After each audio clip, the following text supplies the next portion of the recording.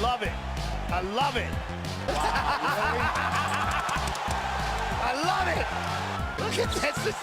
This is the greatest thing I've ever seen. Hey, I'm not surprised.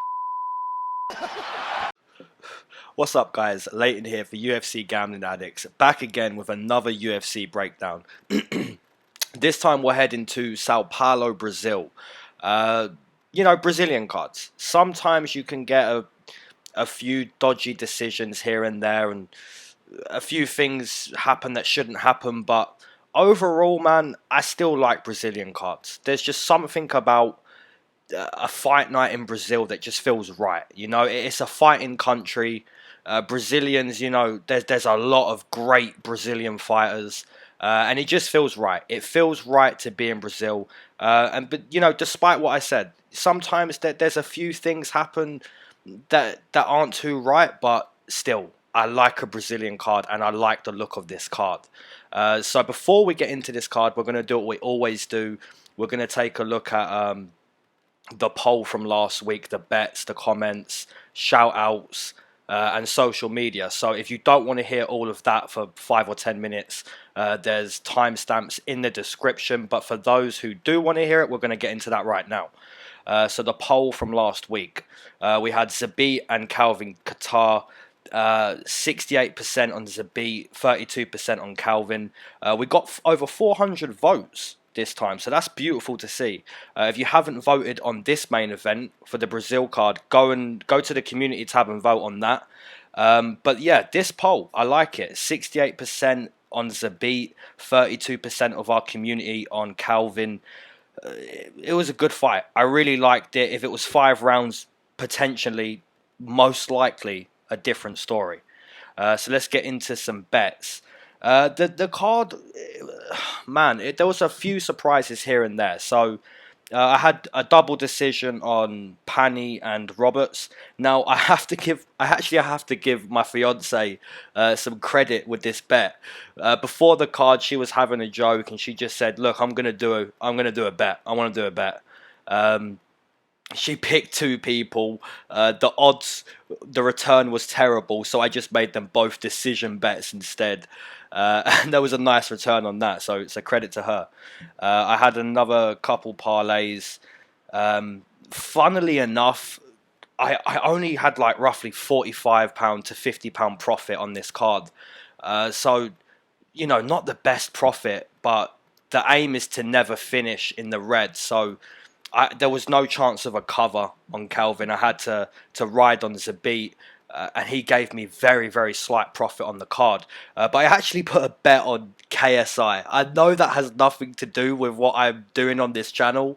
I didn't speak about the fight. I didn't break it down.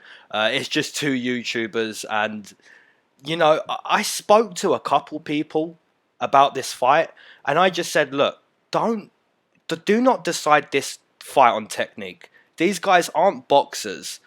These guys are YouTubers.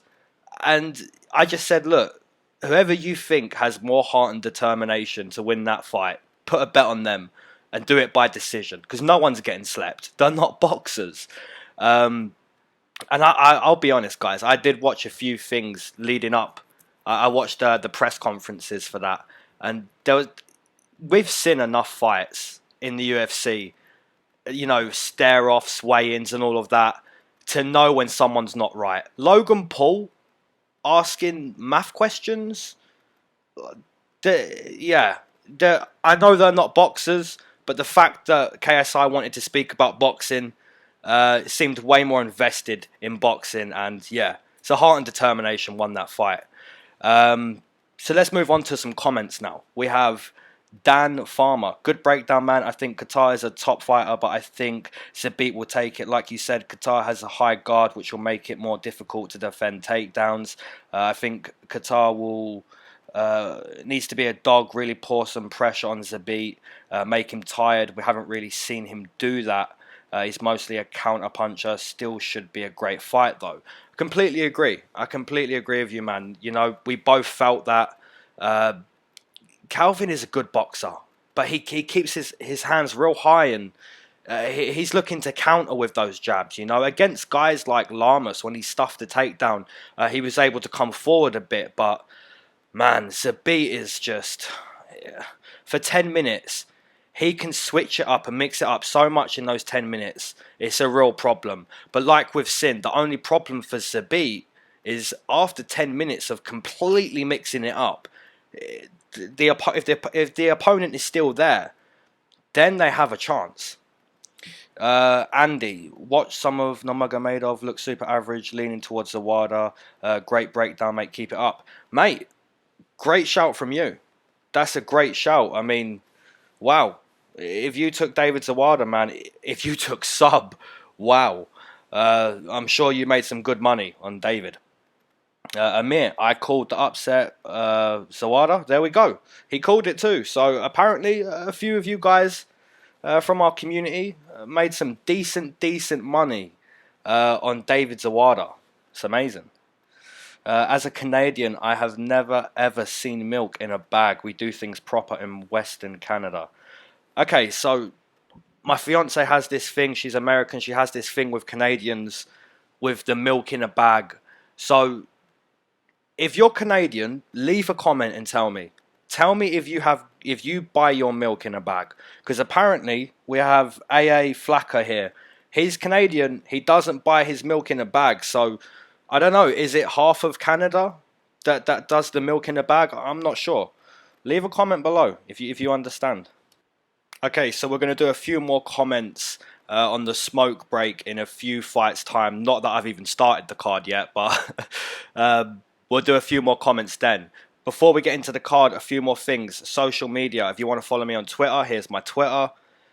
And we have two channels that I want to call out this week. Bull Raw MMA podcast. If you haven't seen this guy, or you haven't seen any of his prediction videos, his breakdowns, go and check this guy out.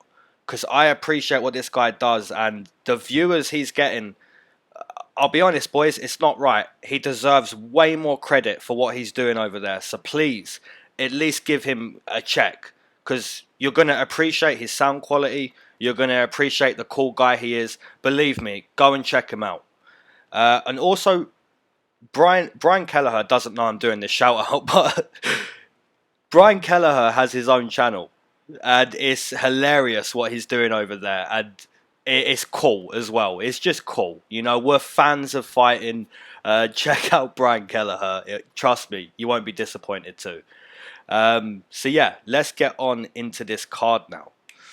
So we're starting with Tracy Cortez versus Vanessa Melo. And we'll start with Tracy. So she comes into this fight 6 wins, 1 loss as a pro. She's making her UFC debut. We saw her on the Contender Series a few months ago. Very decent performance, very good performance. She was able to get the takedown, implement her style, her fighting, and she's a pressure fighter, you know. She's looking to grapple you. She's looking to just take you down, take the back, dominate you on the mat basically, or up against the fence. As for her striking, I mean, she's got power. She's got some good power. She's not exactly looking to finish you with strikes or look to outpoint you. You know, she's not like a wonder boy, like a kickboxer. But her style with her stand up, it goes with what she's trying to do. So she's a pressure fighter. If she can throw a couple big shots and get you pressed against the fence, that's what she's looking to do. And she does that pretty well from the fights and the tape I have seen. Her opponent, Vanessa Melo, Brazilian, comes into this fight 0-1 inside the UFC. She had that short notice debut against Aldana. And that fight was a huge mismatch. Was never really in that fight, just completely outclassed. Melo is the type of fighter who just kind of walks forward, just plodding, looking to strike. Yeah, not really much to her. She has got more experience than Tracy. She does hold a win over Molly McCann, who, you know, we're looking at in the UFC now as maybe not, you know, not the best fighter, but She's improved a lot, Molly McCann, and we kind of respect that girl now. So this is a tough one to call. It's a tough one. It's low level female MMA. It's a tough one, man, because Tracy Cortez, if she's able to get the takedown, then it's Tracy Cortez all day, I feel. If Vanessa Melo is moving a lot, backing Tracy up with her own strikes, stuffing takedowns, then it's Melo all day. The hard part is Vanessa Melo gonna look like she has in this fight? You know, she can look completely different to what we saw against Aldana, and Tracy Cortez could look completely different, because I believe she's also stepping up from 125 to fight at 135. So this is just, you know, make a pick and hope you're on the right side, pretty much. That's all there is to this. Tracy is going to try and grapple, and Melo, I'm assuming, is just going to try and land significant strikes. So it's a tough one to decide. I took Tracy Cortez on the Contender Series, but I'm going to take Vanessa Melo this time. I didn't take her against Aldana. Stepped in short notice. She's Brazilian. She's in our home country. If she can keep it on the feet, I think she could win via strikes. So my first pick is going to be Vanessa Melo via decision. We take a look at the odds. Minus 200 on Tracy Cortez. Wow. That's a little bit too much, man. I mean, if you're taking Tracy Cortez and you want to bet on that line and put it in parlays, I'd probably only bet it once, because it is quite deep. But if you're extremely confident, obviously overbet it as much as you want. Vanessa Melo, on the other hand, plus 170. I can kind of see why. She hasn't got the best footwork, and maybe a lot of people feel Tracy Cortez is going to get that takedown quite easily. So I can see why the line is like that. But like I said, we could see Vanessa Melo who's moving in a way we haven't seen. We don't know.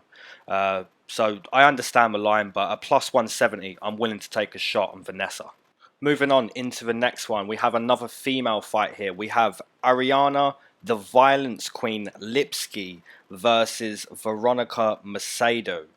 Lipski was supposed to fight someone else. I can't remember who it was now, which is probably a good thing, because there's no reason for me to remember and break that down. But she's fighting Veronica Macedo now, and we'll start with Lipski. So Lipski comes into this fight 0-2 inside the UFC. She's a Muay Thai and a BJJ practitioner. Prior to the UFC, she looked very good. You know, her ring name, the Violence Queen, you know, and she was doing that. She looked violent. She looked dangerous, you know, her elbows, knees, her striking, all of it. It looked really good. And then she had 2 fights in the UFC, and she's been, you know, brought back down to earth. You know, you're in the biggest MMA organization now.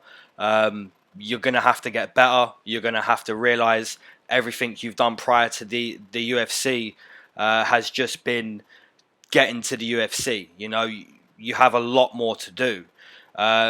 So yeah, she, against Calderwood, which was her debut, you know, basically got out grappled. And then Molly McCann was able to just be Molly McCann, you know, aggressive, kind of exposed Lipski's non-existent head movement, was landing a lot of shots up top, was even able to secure her own takedowns on Lipski. So yeah, Lipski really brought back down to earth in her 2 UFC fights so far. Veronica Macedo comes into this fight 1 win, 3 losses inside the UFC. She's a black belt in Brazilian Jiu-Jitsu and a black belt in Taekwondo. Also another female who hasn't looked too good inside the UFC. She did pull off a really quick, well, relatively quick submission in her last fight against Viana, which doesn't really surprise me much, because Viana has just been kind of disappointing too.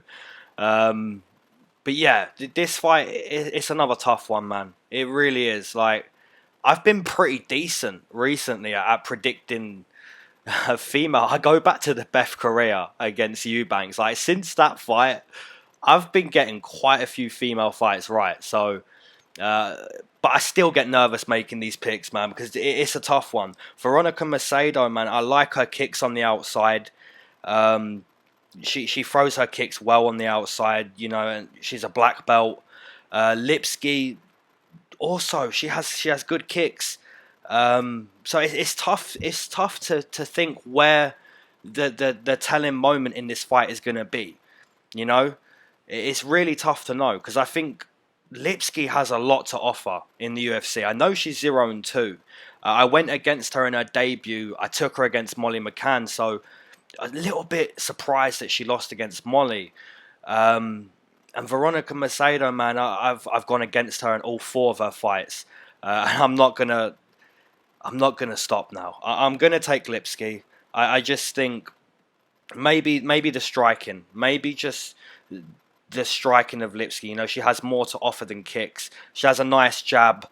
If she can move her head a little bit more, you know, stuff the takedowns, keep it on the feet, I think she can take over, maybe show us she is the violence queen. So I'm going to take Lipski via decision. When we go to the odds, man, Lipski plus 130. Wow, I like it. Definitely going to take a shot on that. Veronica Macedo minus 150. Now, it's still a playable line. If you're taking Macedo, minus 150 is not bad at all.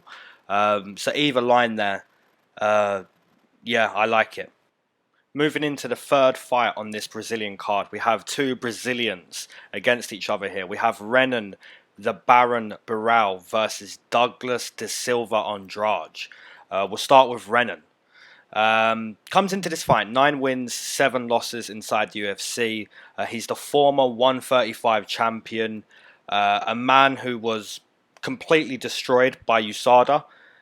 Post USADA, Barao he's something else, you know. He's a Muay Thai fighter, but primarily a grappler. He's a black belt in BJJ. He was gifted that black belt back in 2011. So yeah, the experience this guy has on the mat is something else. He's on a 4-fight losing streak now, and part of the issue with that is his conditioning is just, man, it is nowhere near like the Barao of old, and we know why that is. But still, to a degree, championship quality should show without drugs, you know, and it just doesn't. It doesn't with Barao. His conditioning, his cardio it's not great. It's nowhere near great, and it's a real problem. So 4 fights, you know, lost all of them. Last 4, it's looking tough. It's looking real tough for him. His opponent, Douglas Andrade, comes into this fight 3 wins, 3 losses inside the UFC. And this guy he's primarily a boxer. He's a boxer inside the octagon. He has 19 TKO wins inside his MMA career.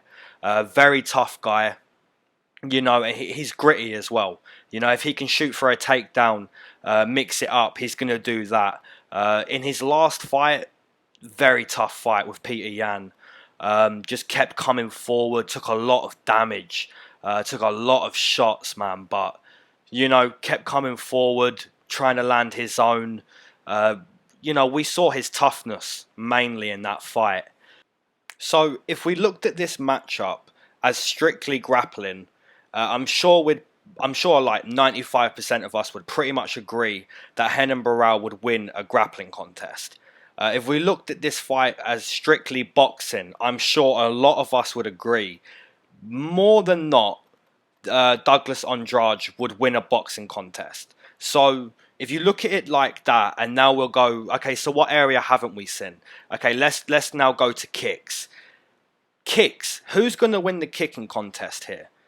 Now, if you look at Renan Barao's last fight, although he got slept by Luke Sanders, I'm sure a lot of us took Luke Sanders, although he got slept, look at that first round. Renan Barao was really targeting the body and the calves with some really heavy kicks. And And Luke, he made it out of that round. I believe it was the second round. Henan got slept. He made it out of that round, and man, those kicks really should have took more of an effect on Luke than it did. So if I'm going to decide this fight based on kicks, let's say Renan Barao doesn't get slept with a punch. Let's say Douglas Andrade doesn't get subbed on the mat. And let's just decide this fight on kicks. I know this is a strange way to decide this fight, but I'm going to decide this fight on the kicking game. I think Renan Barao is going to kick way more than Douglas Andrade. And if he survives the big shots and if he somehow proves that his conditioning isn't as bad as we all know it is, I think Renan Barao can break the losing streak here. Now, on the other side, if Douglas Andrade lands a heavy shot, if Renan Barao doesn't show us improved conditioning, then we know how it could play out also. But I'm actually going to put some faith into Renan here. I'm going to put some faith into him. If he can avoid the big shots, implement his kicking game that he did against Luke Sanders, and mix it up with the clinch here and there, I think he could potentially break the losing streak here. So I'm going to take Renan Barao via decision. And we take a look at the odds. Where are these odds? I can't find these odds. Plus 200 for Renan Barao. Jesus Christ. Douglas Andrade minus 250, minus 260. Man. Oh my. Renan Barao plus 200? Wow. I mean, I understand why. It's 4 fights that he's lost in a row. And his conditioning doesn't seem to be improving. You look at the Yule fight. He was extremely gassed against Andre Yule. Just taking damage. So I completely understand if any... I know a few of you are going to disagree with me for Renan Barao, but at plus 200, I'm willing to take a shot on him breaking the streak there. Moving into the next one, we have Warlley Alves versus Randy Rude Boy Brown. We'll start with the Brazilian. Comes into this fight 7 wins, 3 losses inside the UFC. Warlley Alves is a 3-time Brazilian kickboxing champion. Started kickboxing at 10 years old. And this guy has turned into a very well-rounded mixed martial artist. He's a black belt in Brazilian Jiu-Jitsu as well. This guy can grapple, he can box, he can kick. Anywhere you take this guy, he will compete. I feel like Warlley Alves, like, his own biggest enemy is himself. Like, if you go back and watch his most recent last 2, 3, 4 fights, there's a bit of talk about his anxiety. He's throwing up before he comes out to fight.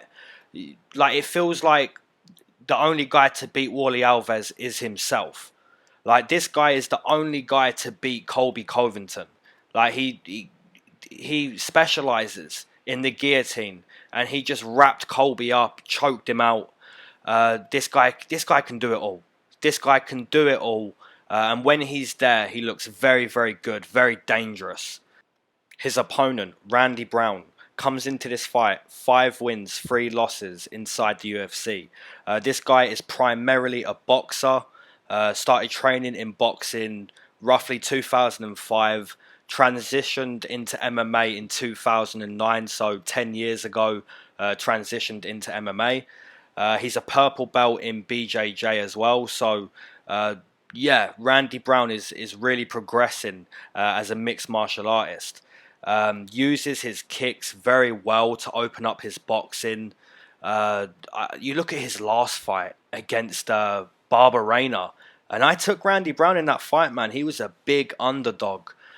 He looks so good. Popping his jab out there, moving well. Really, really decent fighter. I really like Randy Brown. This is a tough one though, man. It's a tough one to predict because, like I said, I really do believe in Randy Brown. I think, unlike Stefan Struve, Randy Brown can use his reach advantage pretty well. Like I said, he uses his kicks to open up his boxing, moves very well to keep the opponent guessing. And on the other hand, you know, like I said, Wally Alves, 3-time Brazilian kickboxing champion. So maybe targeting the long legs of Randy Brown will be the game plan, or even to shoot for a takedown. You know, so it's a tough one, man, because I think when both of these guys can put it all together, they look really, really good. And when we see them put it all together, we think, wow, that guy has huge potential. So Randy Brown in his last fight, Wally Alves against Colby, or you know, anybody else, you know, in his last fight, the big uppercut finish against Moraes. When both of these guys really put it all together inside the octagon, they look great. So it's a tough one. It's a real tough one, man, because I think Randy Brown has the abilities. Wally Alves has shown us his ability. Whoever turns up, man, whoever turns up on this night, I feel is the winner. Man, I'm going to take Randy Brown. I feel I was with him before Barberena. I've been with him quite a bit. Wasn't with him against Nico Price, but that guy's a madman.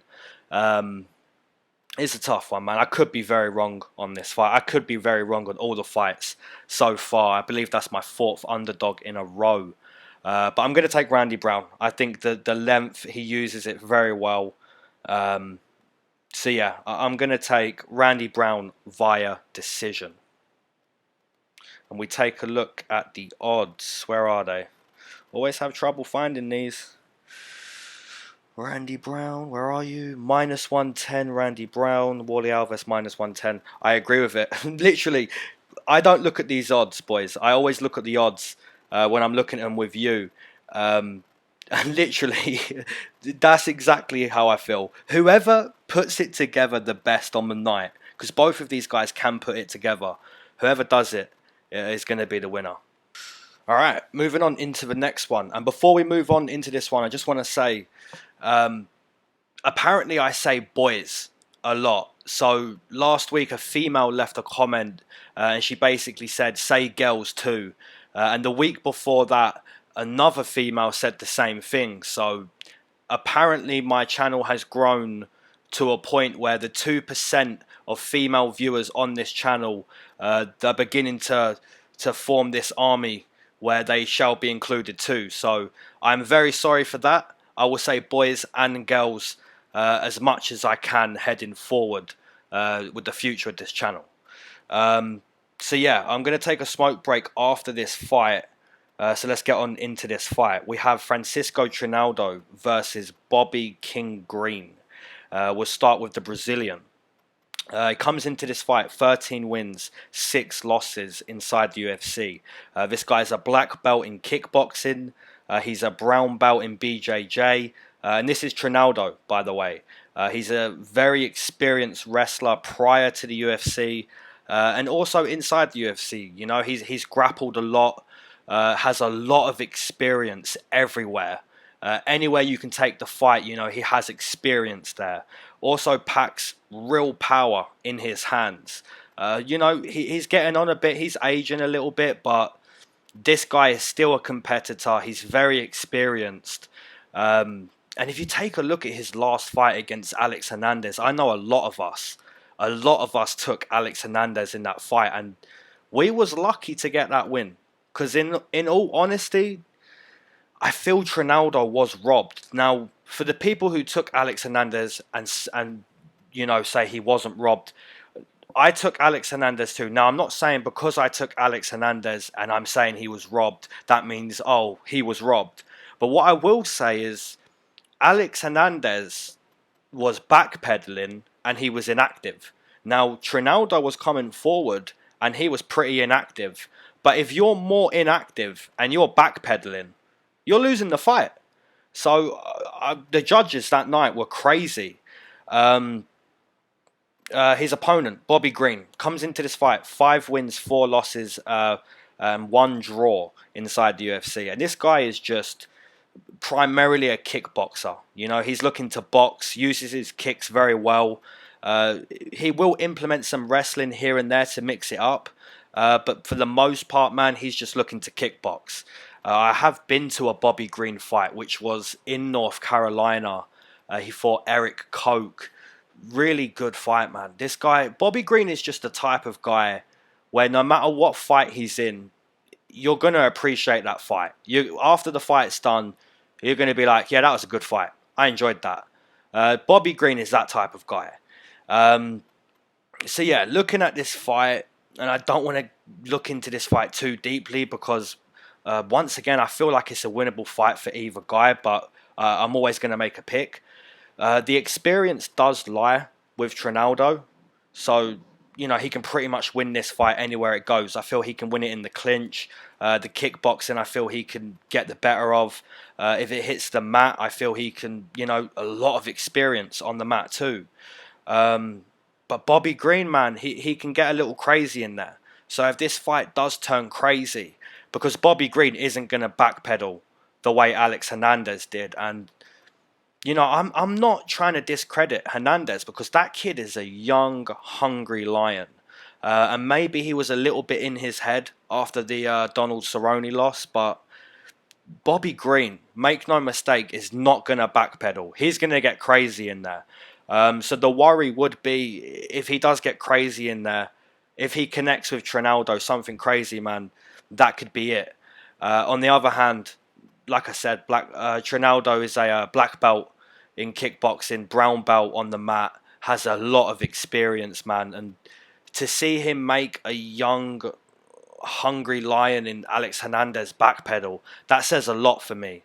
So yeah, I'm going to stick with experience here. I'm going to take Francisco Trinaldo via decision. When we take a look at the odds, minus 125 for Trinaldo, plus 100, minus 105 for Bobby Green. So that's my first favourite on the card. So that's the fifth fight, 4 underdogs, 1 favourite so far. So yeah, once again, playable lines either side. If you're on Bobby Green, really good odds. If you're on Trinaldo, I feel you're still getting very good odds. Very playable. Alright guys, I'm going to take a quick smoke break, no more than 5 minutes. So for my smoke-friendly homies, if you haven't already been smoking and you do smoke, now is the time.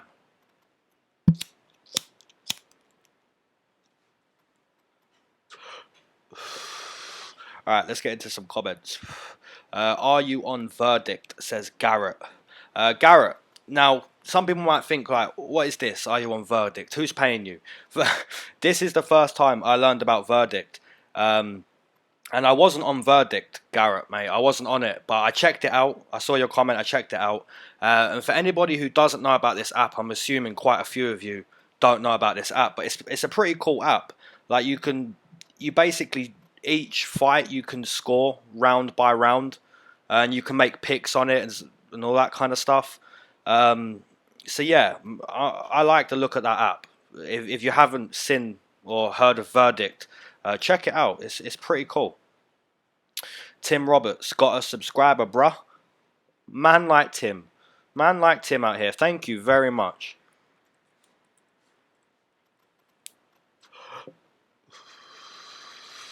Alright, here's 2 comments. Creatine. Your #1 Aussie viewer right here. Let's get another profit this card late and let's go. Yes. And Sarah Jackson, hello from Mississippi. Love your videos. So, Creatine, I thank you for your support. And you know what? I am very much into bodybuilding as well as mixed martial arts. So, I'm assuming you take creatine. If you don't know, maybe you don't even need this information, but listen, you help me out on my channel every week. You support me. So, even if I give you this information and you already know it, I'm going to give it to you anyway because you help me. I'm going to help you. Creatine. Take that straight after your workout and don't take it with water. Put that powder right into your mouth. Take some apple juice. Swish it around in your mouth. Swallow. I'm telling you, you're going to see a difference. If you don't take your creatine like that, do that. Trust me.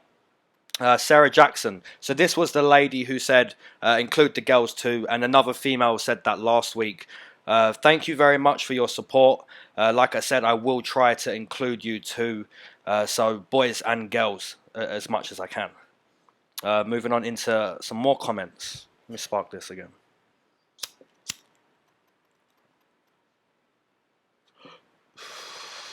Jack Attack.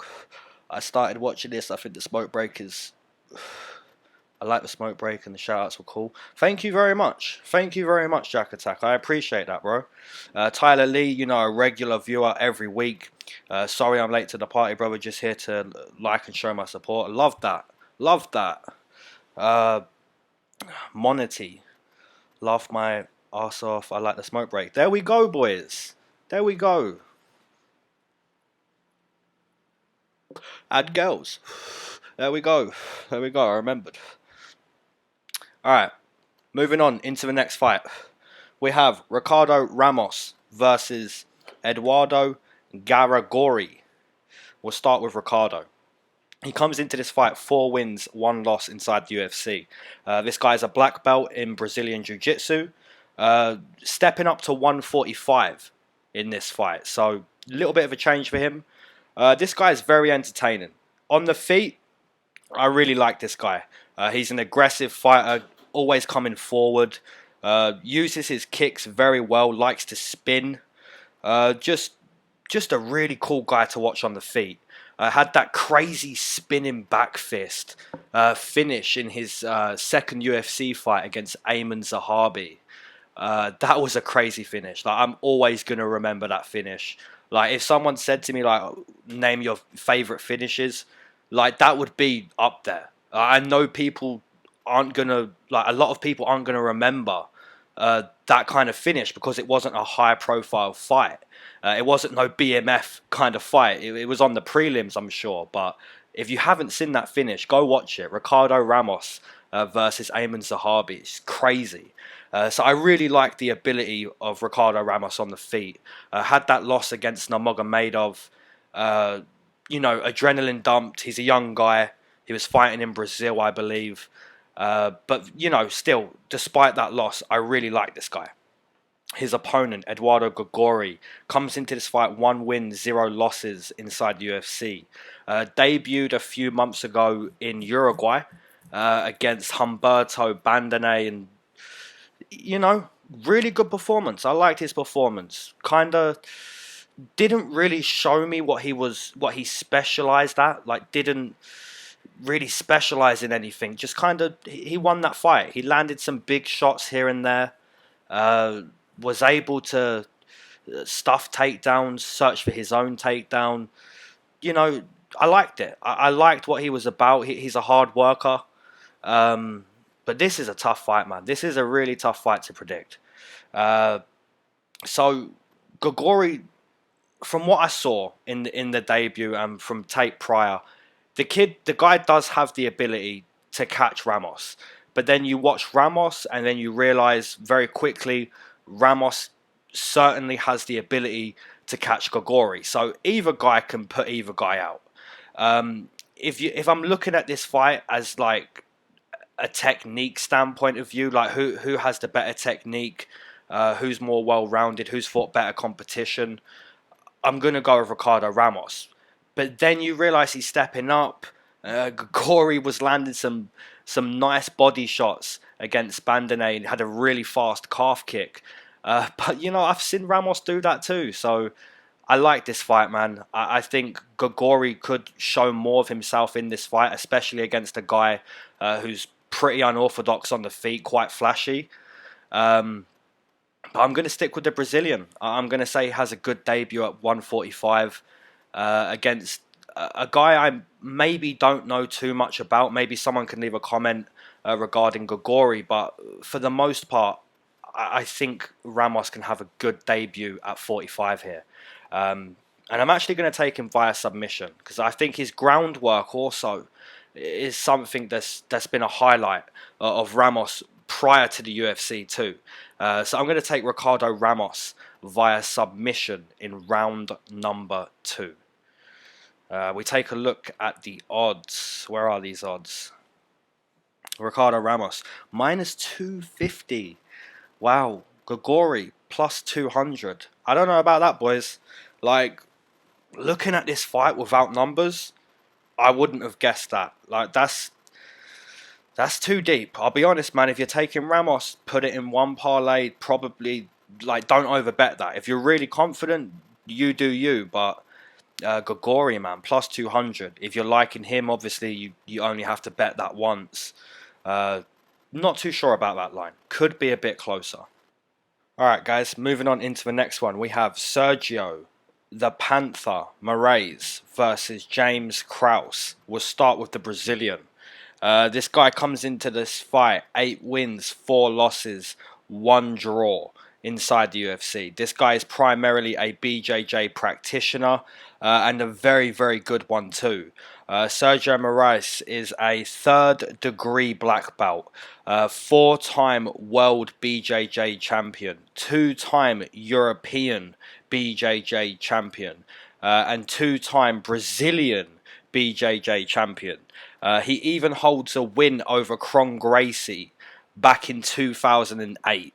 So, once again, man, we're looking at levels of BJJ practitioners, and we're putting this guy right next to Damian Maia. You know, that's the ballpark of jiu-jitsu that this guy is rolling with. So, you know, just like all really, really good BJJ guys, this guy had to evolve as a striker. He isn't a striker. You know, that's what he's evolved, man, to a point where he's able to keep his opponent moving. His defensive striking, like, he isn't good defensively. We've seen him just chewed up a lot, you know, against Wally Alves.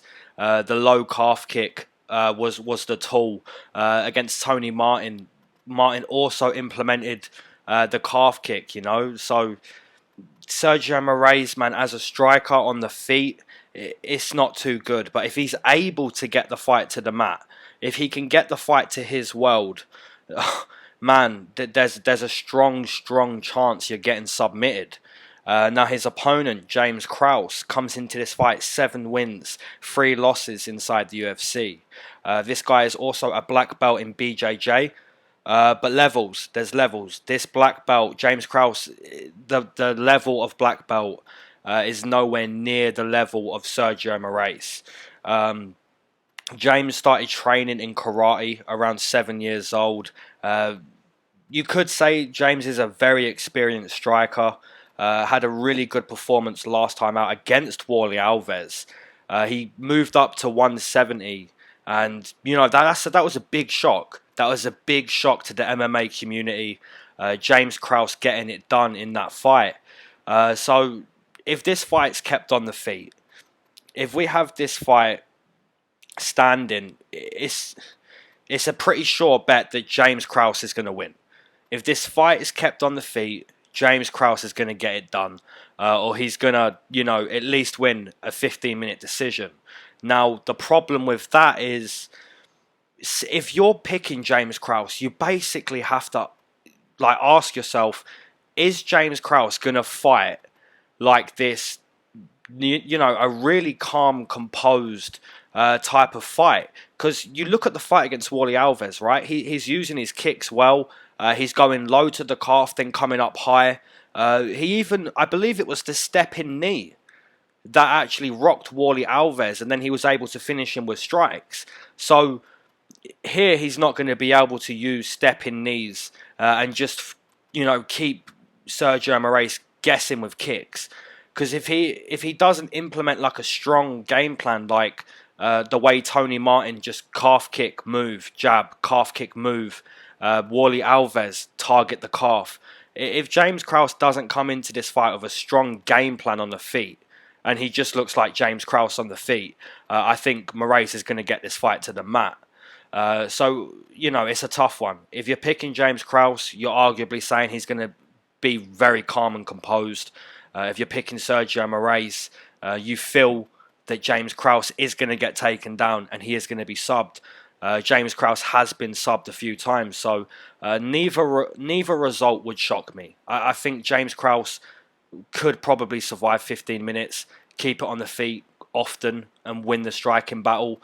And Sergio Moraes just needs one takedown. So it's as simple as that. This is a tough fight to predict.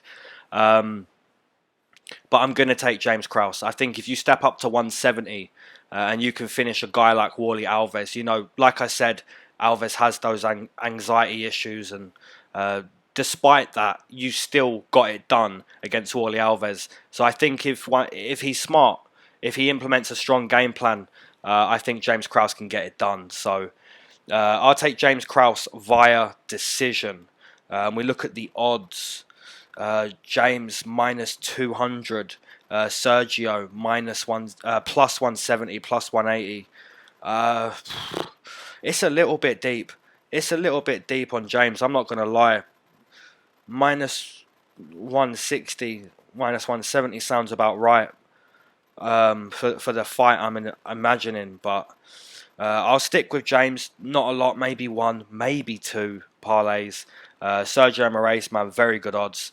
Very good odds. If you're on that, it's a playable line either side. But obviously, man, don't overbet James at that price, because he has spent most of his career at 155, and this is 170, and he can't be reckless. I don't think it's worth risking him too much. Maybe one parlay for me on James Krause. Alright guys and girls, moving on into the next one, we have a Brazilian taking on a Brazilian. Marcus Perez versus Wellington Turman. We'll start with Marcus. Comes into this fight 2 wins, 2 losses inside the UFC. This guy is a brown belt in BJJ. Both of his wins come in via submission. He's a grappler. That's what he's looking to do. He's looking to take you down, take the back, search for a submission. If he can hold you against the fence, use his Muay Thai, he'll do that.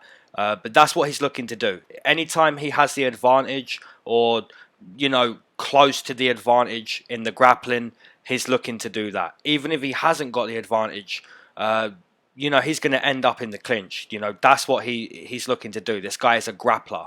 If the fight isn't clinching, Marcus Perez likes to use his kicks from a distance. I've noticed that if he goes first in the striking, it's 90% of the time it's a kick. Like, he's not looking to be the counter fighter when it's not clinching. So from a distance, he'll use his kicks. Now, if he is the counter fighter, he's looking to use his hands. That's when he's looking to use his hooks or anything powerful with his hands. Like, if his opponent is attacking, then he'll use his hands. If his opponent isn't attacking, he'll use his kicks from a distance.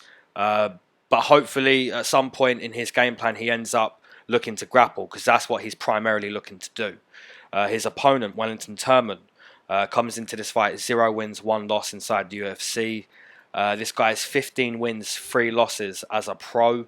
Had a very, very tough debut against Carl Roberson, and we just saw a Russian guy have another debut against Carl Roberson. So, man, Robeson's taking some debut names out here.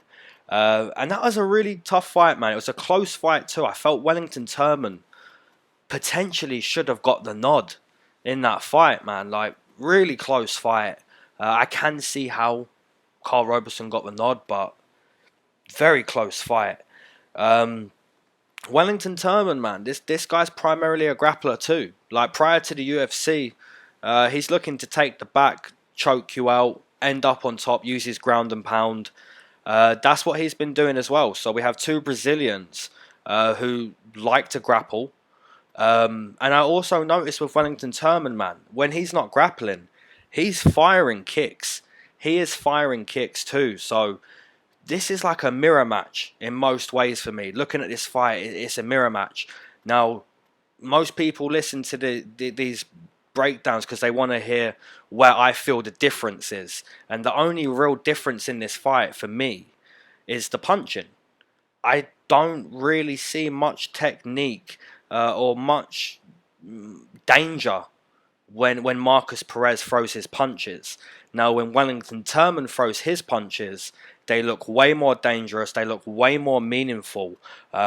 Quite a bit more technique behind them. And he's hurting guys with his hands too. So the only real difference in this fight for me is explosion and the ability to punch better than the opponent. And I feel that falls on the side of Wellington Turman. So yeah, I'm going to take Wellington here. I will also say I do speak to Wellington Turman on Facebook like every few days. Like I have to translate in Portuguese. He speaks back in Portuguese to me, but it comes up as English. But this isn't a biased pick. I really do feel Wellington Turman can win this fight. And I see it all the time. All the time on Facebook, he's training, posting to his story. He's been working hard and he really wants this. So I feel Wellington Turman via decision. And we take a look at the odds. Man, my boy, plus 110 on my boy Wellington. Minus 130 on Perez, minus 140. Best price you can get on Perez is minus 126, which is a very decent price, to be honest. Yeah, I like both sides, man. If you're on Perez, you don't got to pay a lot for a favourite, and if you're on Wellington, you're getting those good odds. You know, plus 105. The best price is plus 113. Playable lines. I like it. Moving into the next one, we have Brazilian versus Brazilian again. Andrade Muniz versus Antonio Arroyo. We'll start with Andrade. So Andrade comes into this fight making his UFC debut. Has 2 fights on the Contender Series, winning both of those fights. And this guy he seems to be a grappler. 10 submission wins in his MMA career. Striking wise, he's kind of flat-footed, but he has this attitude about him that he kind of knows he's going to grapple you and have a chance to submit you. Like that's what I feel when I watch this guy fight. So primarily a grappler, fought on the Contender Series, winning both of those fights. His most recent one, Tony Johnson, I believe the opponent was. I should know because I watched all of the Contender Series fights. But basically that guy just shot for a takedown straight away. Didn't really go too well for him. Muniz ended up on top, was able to get the submission. You know, just seems like that type of guy where he's going to get a chance to grapple with you. His opponent, Arroyo, comes into this fight making his UFC debut also. 9-2 as a pro. Also has 2 fights on the Contender Series. Both of those are wins, just like his opponent. So it's a little bit strange. Arroyo, this guy doesn't seem like the same type of guy. He doesn't seem to be a grappler. This guy seems to be a striker. I really liked the explosion in his Contender Series fight most recently against Regman, I believe it was. His body kicks, man. The body kicks and the calf kicks. Real explosion to him. This guy, he moves kind of light on his feet. And the way he throws those kicks, man. Like, because there's only a few people in that Contender Series building. Like, there's not thousands. There's a handful of people. So you can really hear when a guy has power. If you haven't seen that fight and you have Fight Pass, go and watch it. Because Arroyo, he's landing these body and calf kicks, man. And they're nasty. The explosion to this guy, I really like it. I think he's very athletic. And he actually won that fight via submission. So yeah, I think the pick I'm going to make here is I feel Arroyo, if he survives in the grappling, if he doesn't gas out. Because it's worth mentioning, Andrade Muniz is quite more experienced. He has more experience. He is the more seasoned fighter. So Arroyo still learning here and there. But I like the explosion. I like the explosion Arroyo brings with his striking. Very powerful, very quick. I like it. So I'm going to take Arroyo via TKO in round number 1.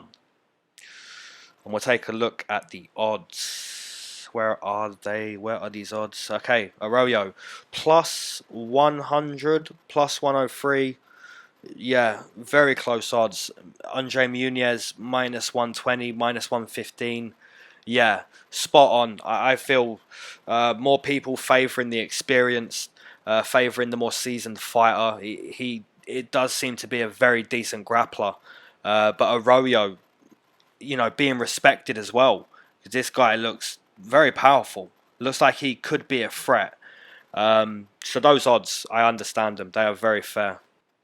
Alright, moving on into the next one. And we'll take a quick smoke break after this one. I hope you guys don't mind. This one is Charles do Bronx Oliveira versus Jared Flash Gordon. We'll start with Charles Oliveira. So this guy, man, comes into this fight 15 wins, 8 losses, 1 draw inside the UFC. 13 submission wins inside the UFC. So 15 wins, 13 of them submissions. He has the most submissions in UFC history. And if you take a look at Charles Oliveira, man, he has only gotten better and better and better and better every single fight. You know, you look at the record 15-8 and you're like, geez, is that guy a gatekeeper or what? But no. As of right now, this guy is looking a real contender. You just have to look at his last 2 fights. Like, the threat is the submissions, right? But standing, this guy is dangerous on the feet. The kicks, the knees, everything this guy is throwing, man. He is dangerous on the feet. So Charles Oliveira, man, despite the record, he's in a good place. He's on a 5-fight win streak.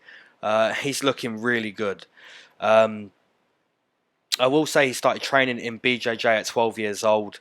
18 years of experience in Brazilian Jiu-Jitsu. So yeah, the main threat is the submissions. It is the grappling. But before he gets a hold of you, make no mistake, he can keep himself in the fight and he can hurt you on the feet too. His opponent, Jared Flash Gordon, comes into this fight 3 wins, 2 losses inside the UFC. A quick backstory for Jared Gordon, for anyone who don't know. This guy was a drug addict at 19 years old. Became addicted to heroin by the age of 21. Homeless by the age of 23. Selling drugs, buying drugs on the street to survive. This guy has overdosed 3 times. He's been at a point where he's facing 25 years in prison. He's visited psych wards. He's been to rehab multiple times. Near-death situations. And now in 2019, he's having his 6th fight inside the biggest MMA organization in the world. So once again, there's your motivation for go and grab whatever you want in life. Like, you can do anything. Jared Gordon is living proof of that. And, you know, just a few weeks ago with Alex White, the story I told for people who didn't know, you know, there's so many of these guys who are in the UFC and they all had horrendous starts to their life or points to their life. So Jared Gordon, man, just massive credit to that guy. So let's talk about his fighting abilities. This guy, I feel he's most dangerous when he's able to just to be Jared Gordon. You know, his conditioning, this guy just goes non-stop. Jared Gordon sets a high pace, and that's how he's dangerous.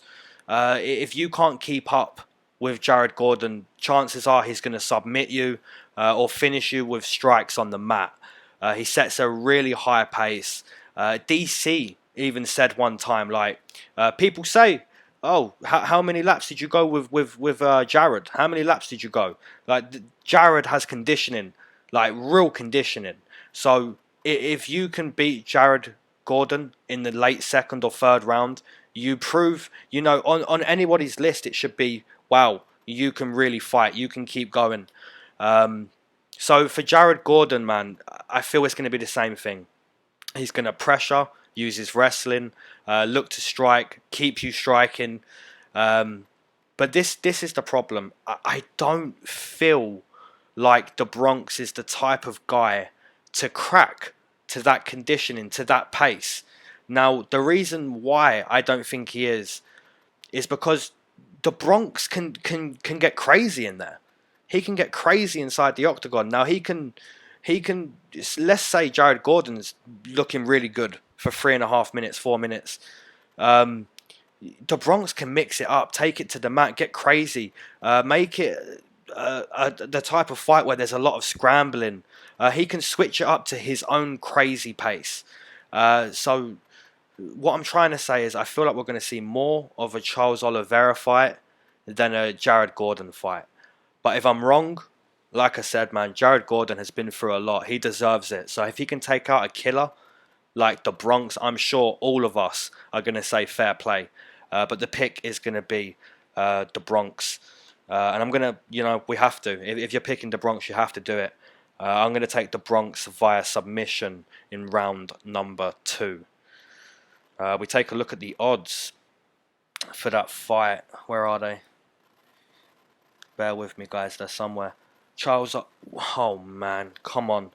That's insane. Minus 350 for Charles Oliveira. Plus 300, plus 275, plus 280 for Jared Gordon. I mean, the inspirational story I spoke about Jared Gordon, that alone brings Jared Gordon down to a plus 200. That alone. So those odds are way off. I don't care if Oliveira does exactly what I said. Make no mistake, Jared Gordon has a much better chance than that. Does that mean I'm going to take a shot on Jared Gordon? No. But for anybody who likes Jared Gordon at those odds, man, I see why. He's a real dog. He's a real dog. But I won't be. Maybe if I'm picking Oliveira for a bet here, it's going to have to be a sub because minus 350. That's insane. Alright, just a quick 5-minute smoke break and then we'll get into the co-main and the main on this card.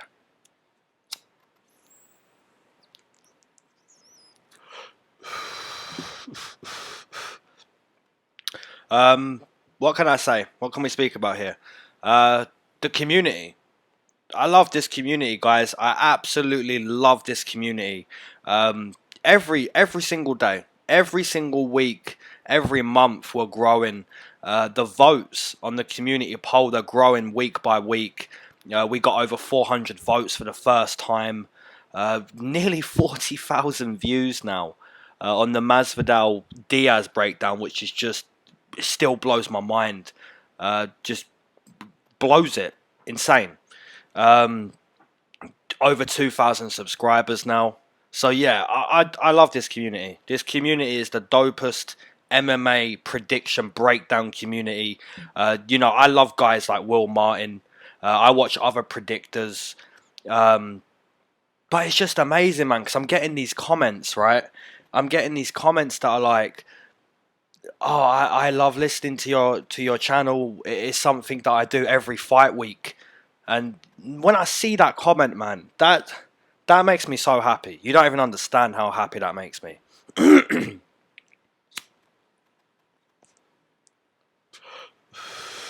Because we all have our own routine, right? When it gets to fight week, we all have our own routine. Who we watch, who we listen to. I'm sure pretty much, you know, over 50% of us, we watch all of the MMA junkie interviews with the fighters. The ceremonial, the official weigh-ins. I like to listen to Inside the Octagon when they post up their stuff. And I listen to other people, man, like Will Martin. There's a guy called MMA Prediction Guru. He's American. I listen to that guy every week. He's doing a great thing with his channel over there. Really knowledgeable.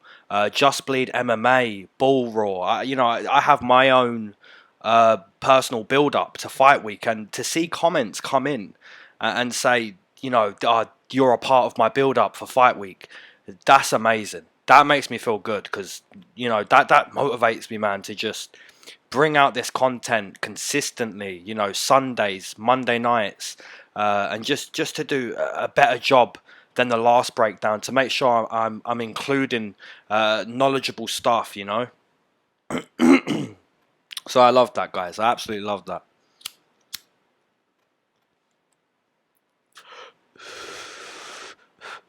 Some of you may have realized that I didn't do a recap for the Russia card.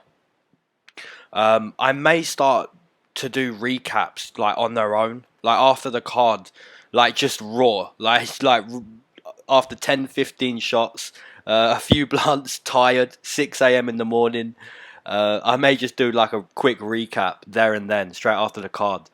just for like 25-30 minutes, because it makes these breakdowns shorter. And I'm not trying to shorten my content. I want to keep the same content, keep doing the same stuff, you know. It's working, so I don't want to like change the content too much. But for recaps, I may look into doing the recaps separately.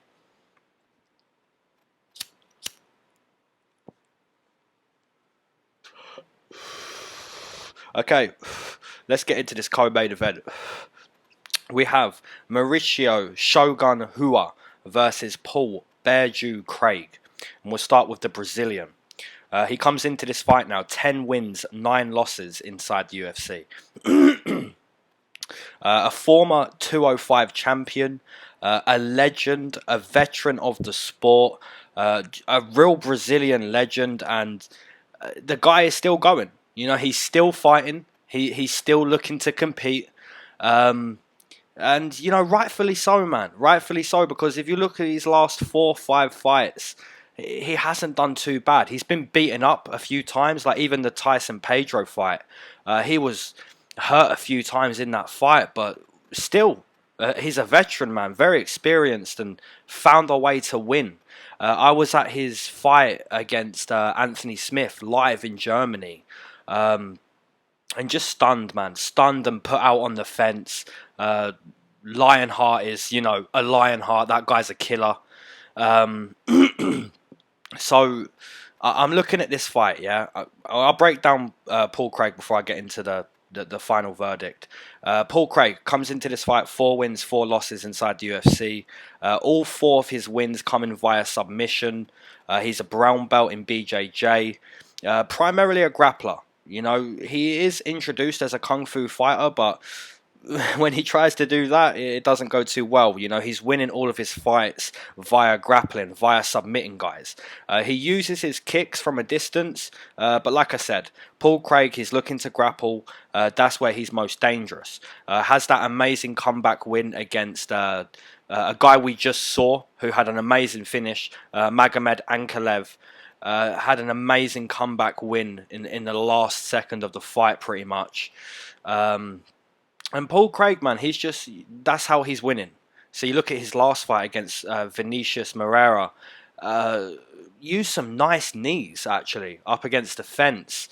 Was basically got the fight done via strikes, but still had to find a tap to get a win. So all 4 of his wins coming via submission. And this is a good fight. I like this fight.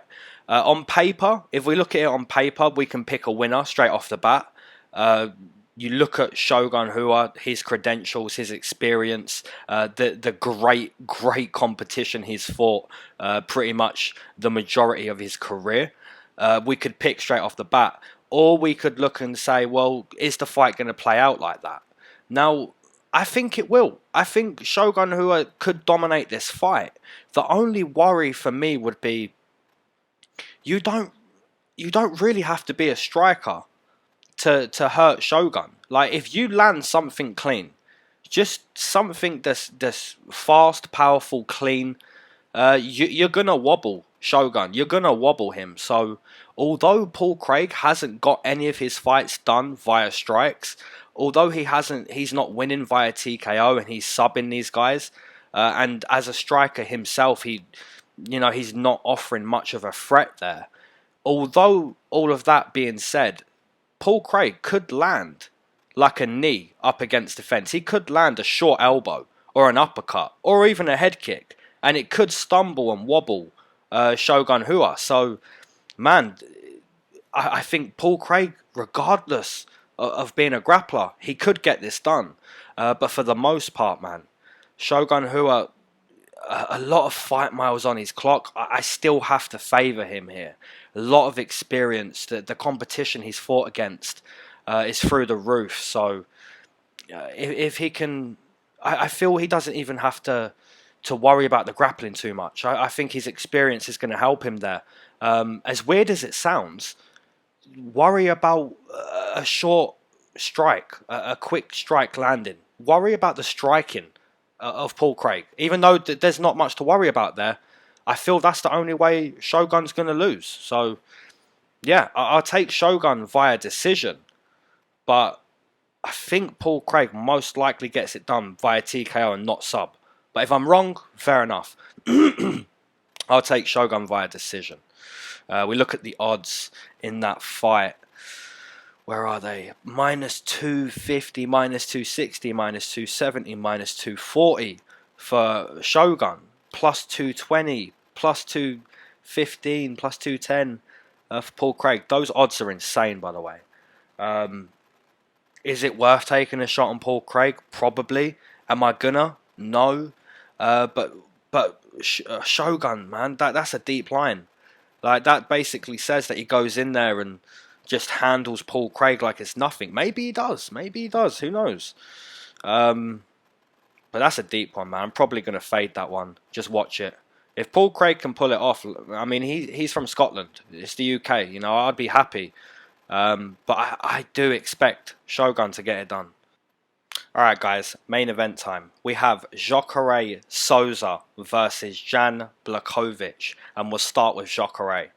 Jacare comes into this fight 9 wins, 4 losses inside the UFC. A black belt in Brazilian Jiu-Jitsu. An 8-time World Jiu-Jitsu champion. Widely respected as one of the best Brazilian Jiu-Jitsu practitioners in the world. He's also evolved over the years into pretty much a nasty, deadly striker. Now, most people who think about Jacare, they just think about Jiu-Jitsu, but just look at his past few fights. This guy has evolved into a nasty striker. The Brunson fight, I was at that fight live. It was the main event in North Carolina. And Jacare he kept throwing these body kicks, being really calm, patient on the feet. And, you know, if you rewatch... Now, I rewatched that fight on Fight Pass. Like I said, I was live there, so I hadn't seen the TV version. But I rewatched it, and John Anik is starting off with his commentary saying Jacare Souza always gets a takedown, at least one takedown in his last 9 fights. And then he proceeds to say, well, Brunson has never been taken down. Well, this wasn't the story. Jacare attempted one, but mainly kept it on the feet. He wanted to keep it on the feet. He kept throwing this body kick. The body kick was landing, and then he went high, and it was done. You know, and then you look at the Chris Weidman fight. You know, he spent 15 minutes looking to stand on the feet. He's a striker. All of these guys are preparing to be taken down. Now, Jacare has that in the locker. He will always be widely respected as one of the best jiu-jitsu players in the game. But look at his last few fights, man. This guy is looking to take you out on the feet.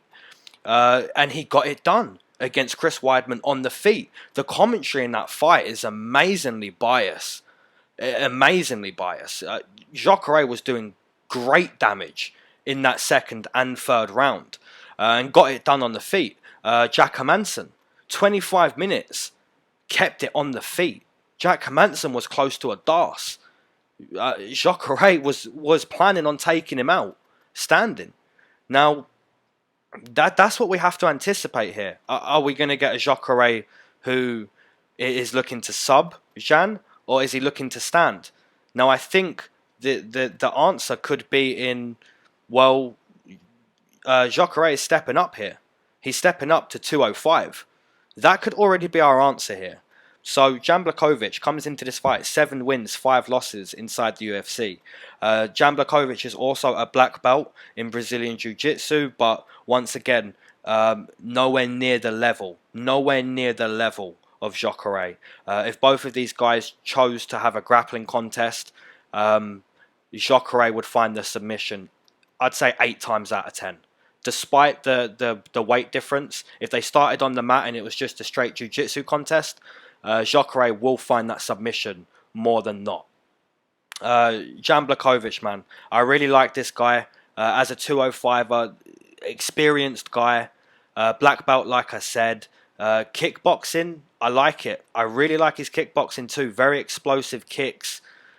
His punching ability, I really like it. One thing I have noticed about Jan Blachowicz, man, is he really respects his opponents.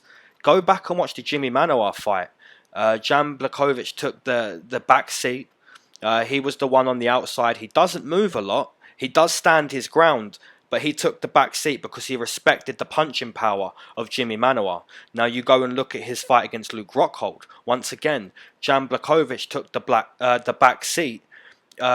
Wasn't looking to move around the octagon too much, but he did take the back seat, but he stood his ground.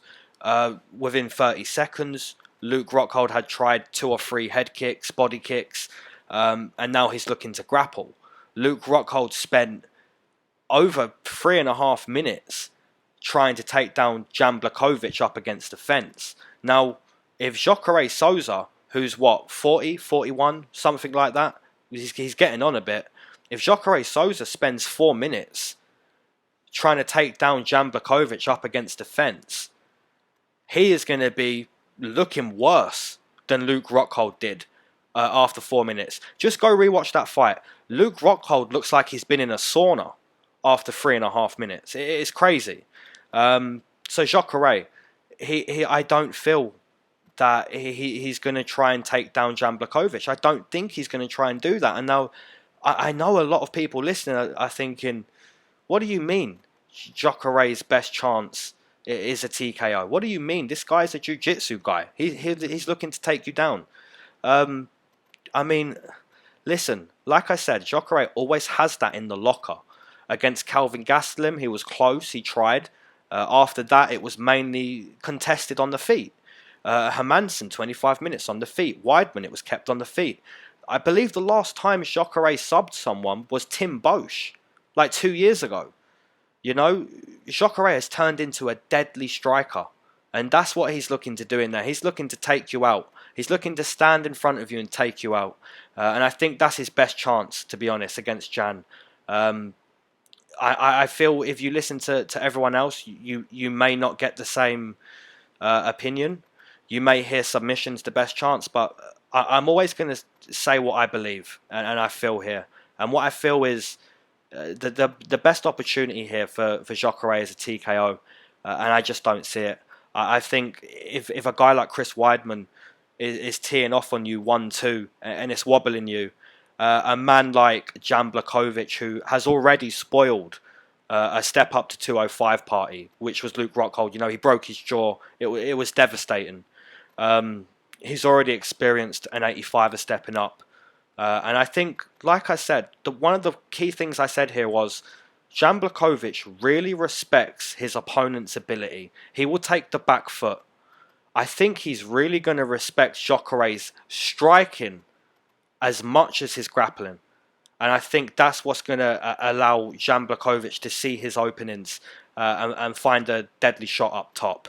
Like I said, really powerful body kicks as well, Jan Blachowicz. I really like his measured approach to fighting. So, yeah, I'm going to take Jan Blachowicz here to spoil the party in Brazil. And I'm going to take him via TKO in round number 2. Alright guys, as always, I appreciate you, I love you, leave your comments, let me know who you're fading, let me know who you're taking, underdogs and all of that. I'll get my insight episode up in a couple of days time. Yeah, I appreciate you all, thanks, peace.